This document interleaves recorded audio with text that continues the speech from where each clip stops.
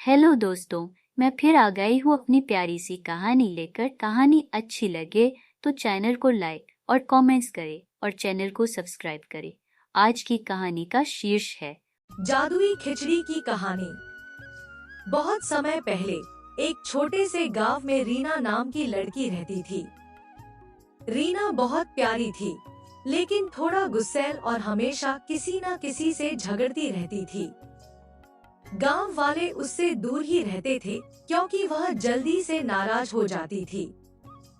एक दिन रीना की दादी ने उसे समझाते हुए कहा, बेटा, जब तक तुम खुश रहना और बांटना नहीं सीखोगी, तब तक तुम्हें सच्ची खुशी नहीं मिलेगी।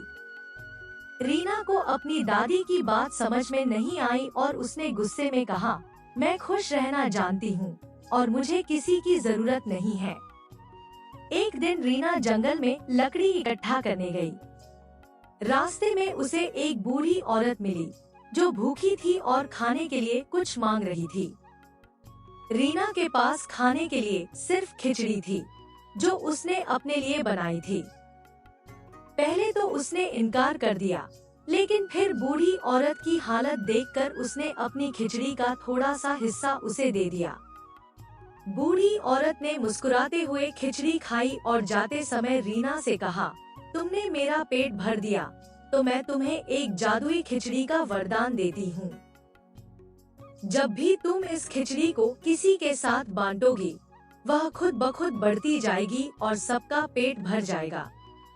रीना ने पहले तो इस बात पर यकीन नहीं किया, लेकिन घर लौटते समय उसने सोचा कि दादी को भी खिचड़ी खिलानी चाहिए। उसने जैसे ही खिचड़ी परोसी, वह सच में बढ़ती गई और दादी का पेट भी भर गया।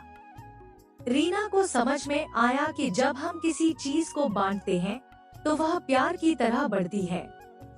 धीरे धीरे उसने गांव में सभी के साथ अपनी जादुई खिचड़ी बांटना शुरू कर दिया और लोगों के दिलों में जगह बना ली। कहानी की सीख: सच्ची खुशी तब मिलती है जब हम दूसरों के साथ मिल बांट कर चलते हैं। प्यार और खुशी बांटने से ही बढ़ते हैं और यही जीवन का असली जादू है।